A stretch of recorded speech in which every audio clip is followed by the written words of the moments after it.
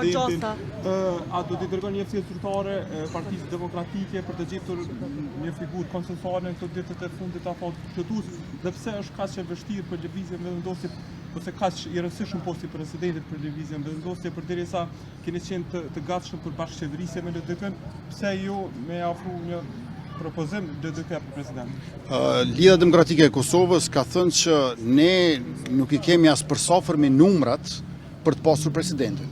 Dhe ju duhet ta kuptoni që Lidhja Demokratike e Kosovës i ka 15 deputet. Me 15 deputet mundesh me mbledh në nënshkrimet vetëm për gjysmë një kandidati. Se edhe për kandidat, për president të duhen 30. Për të zgjedhur të duhen 61 në raundin e tretë nëse i kenë 2 raundet e para të 10. Pra, me fjalë të tjera, ata nuk kanë qenë të interesuar sepse kanë thënë që ne s'kemi numra për këtë gjë.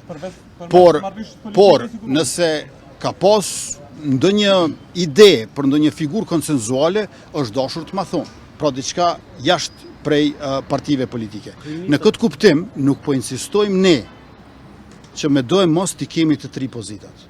Nuk po insistojmë. Ne, pra, si she kuptuat nga oferta e dytë, ne kemi propozuar që të ndrojnë vendet nën kryetari i LDK-s me kryetarin e kuvendit nga radhët e vetëvendosin.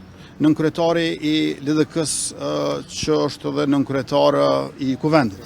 Por nuk u pranua një gjë tillë. Pra nuk mund të thuhet më tutje që vetëvendosja insiston në të 3 pozitat. Ajo që intereson lëvizjes vetëvendosjes, qeverisë së Republikës është që të kemi mbarvajtje të punëve. Ju e dini që unë ngelem kryeministrin detyrë. Me atë çka do të mund të mbetet mongut Kosova është pa parlament, që në fakt është arena kryesore e opozitës. Prandaj është një situatë për bindjen time, për bindjen vetëm pak se nuk e përfundova pyetjen. Jeni me nxitim shumë duket, ëh. Domthonë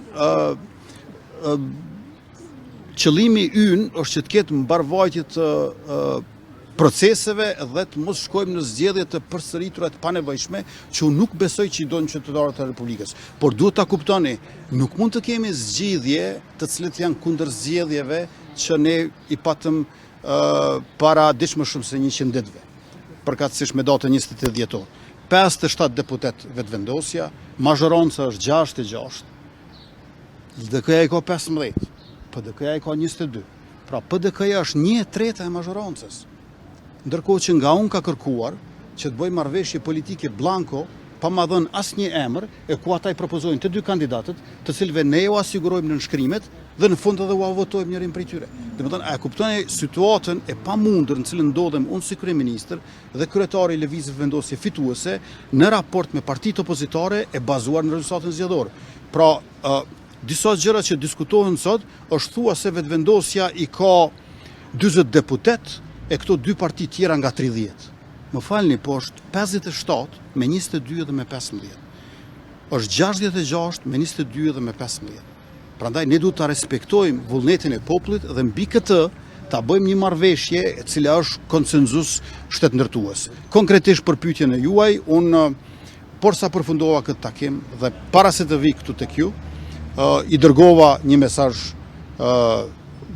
kryetarit të PDK-s Bedri Hamzës dhe tash le ta shohim se çka është e mundur që të ecim përpara, por me këtë rast dua të theksoj që propozimi ynë, oferta jone që u refuzua për bashkëqeverisje me Lidhjen Demokratike të Kosovës, ka qenë ekskluzive për Lidhjen Demokratike të Kosovës.